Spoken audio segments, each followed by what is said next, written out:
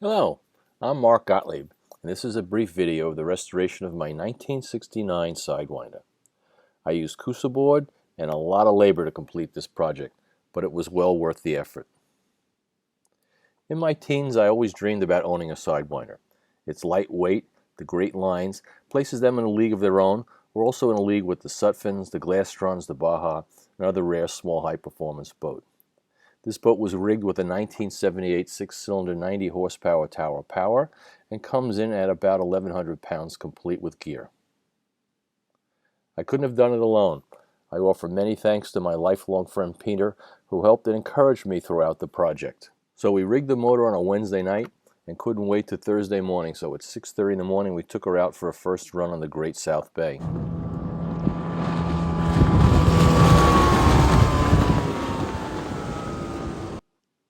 I wanted one since I was 16, and now that I finally retired, had the opportunity to find one locally. On January 9th of 2023, I had no idea what I picked up. It's been a learning curve, and looking back, I probably made it harder than it had to be. One new restoration video summed it all up. Fiberglass work is not the same as building a watch. The outside and the inside look very original. The boat was never in the water and always stored indoors. It's always been covered. At first, when I looked at the transom, it looked intact and solid.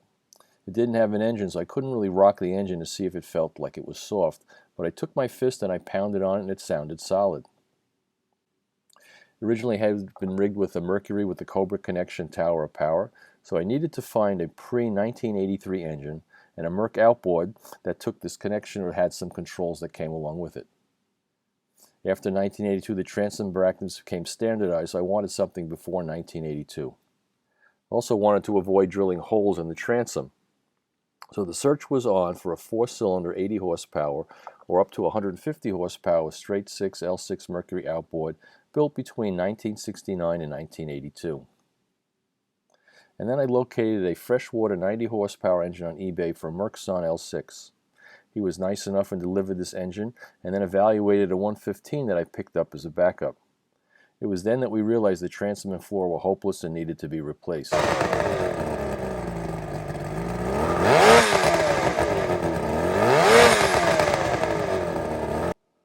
Upon placing the lower right bolt, it became obvious the wood was rotten. The way this transom was built with 1.5-inch plywood fiberglass to a 2x4 running horizontally across the back. So the engine was placed on a simple stand I purchased on eBay, and I called around for a fiberglass tutor to help explain and walk me through the process. Probably the most difficult part of the entire project was removing the 2x4 that went across the back of the transom. Not only was it fiberglassed in, but it was held in place with 6 rusty old bolts that took forever to get out.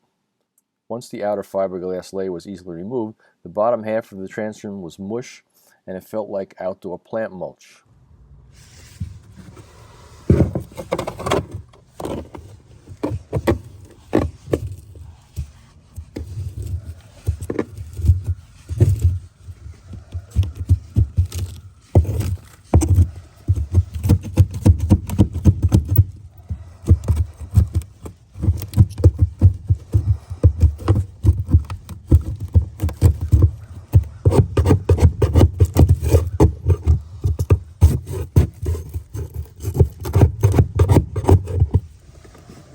And while kneeling on the floor to get to the transom, it became obvious the floor wasn't much better than the transom. So with a 3-in-1 oscillating saw, along with some universal blades, the old wood was carefully removed and the transom and floor dissected out.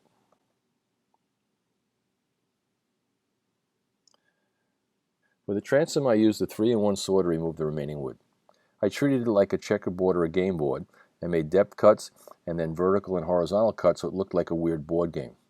Then with a hammer and chisel, removed the larger pieces, and then like a surgeon or a barber, laid the flat side of the 3-in-1 tool against the GelCoat of the transom and dissected out the thin remaining pieces of wood fragments.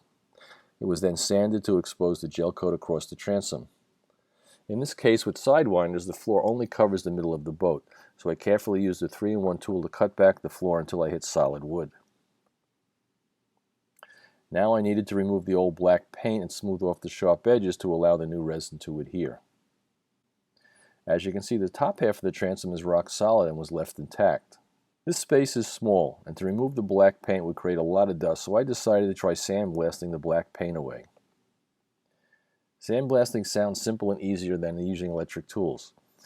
I found this mobile sandblasting company that would sandblast the inner transom for about $250. They worked on the inner transom for about 30 minutes.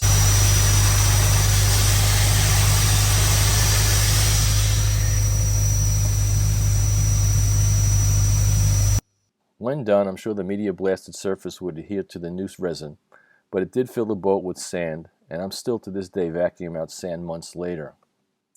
I then placed a piece of cardboard on the outside of the boat, guessing the thickness of the sides with a magic marker, and I bought a scissor from Harbor Freight, was able to cut away and make a passive cardboard template. I found a local fiberglass and resin supplier by going onto the Coosa Board website and looking over their list of distributors. My closest dealer was about 4 miles from me, so I went over with a friend's pickup and bought a 4x8 sheet of 1-inch Coosa Board number 26 and a 4x8 sheet of 1/2-inch Coosa Board number 26, since they didn't stock the number 20 in this smaller size. Along with that came a few yards of mat, a few yards of fabric, and a few yards of woven. The reseller suggested 5-gallon bucket of polyester resin, catalyst, brushes, rollers, and some personal protective gear. The $65 3M P100 respirator cartridge filter was the best purchase of the entire project. I could breathe and didn't inhale any of the toxic fumes from the resin. The cardboard template was secured to the 4x8 sheet of Coosa board. With a fine universal blade on my jigsaw, the material cuts like butter. This 1-inch Coosa number 26 is light and will never break down from water intrusion.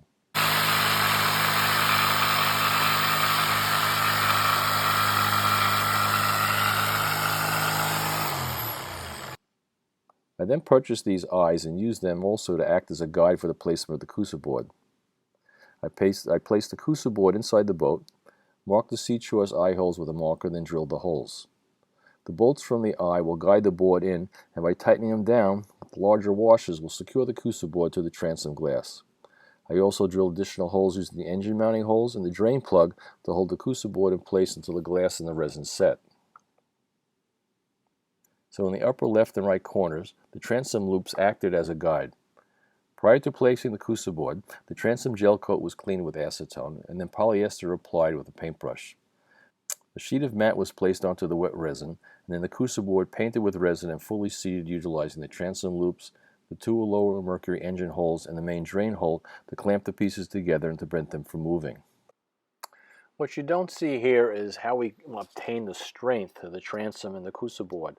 So once the Coosa board was secured to the gel coat, a layer of mat was applied to that. Then on top of the mat was the woven. So the woven created right angles going across the back, up on the top underneath the splash well, and then onto the floor of the boat itself.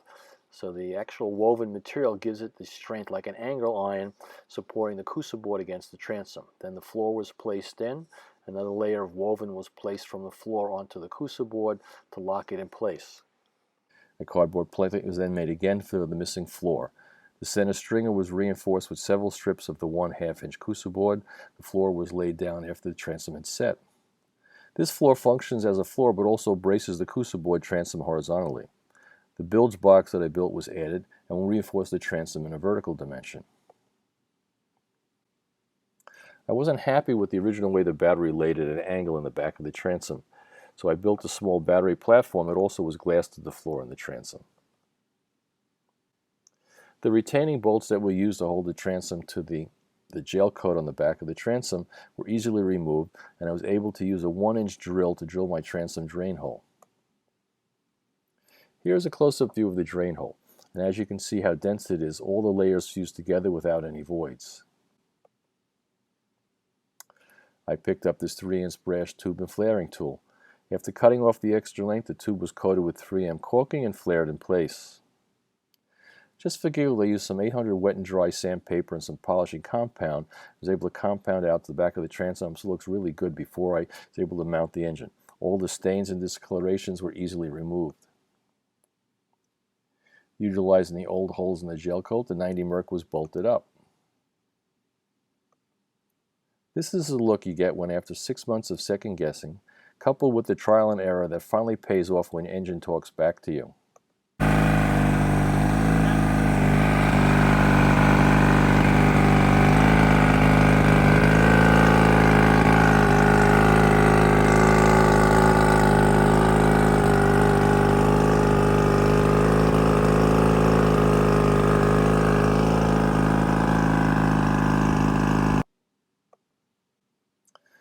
plugs are in, the engine's purring, and luckily no water is coming in. Life is good.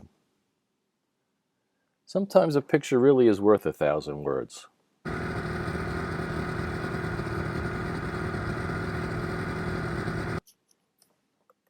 And a quick walk around before taking off for the first sea trial doesn't hurt, and time to reflect.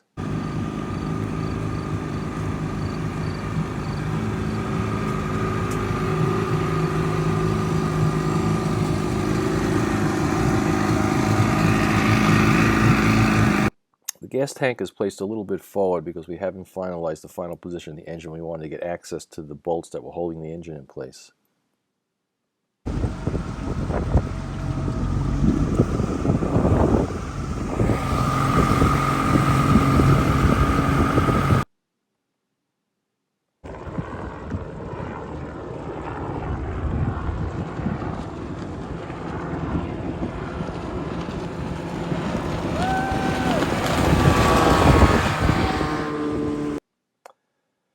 So I'm still finding sand and enjoying watching the rinse water carry it away. We did get the boat up to reach about 48 miles an hour, and once I finish the tachometer, I'll start to play with the props and trim. Have a great day. Have a safe day on the water.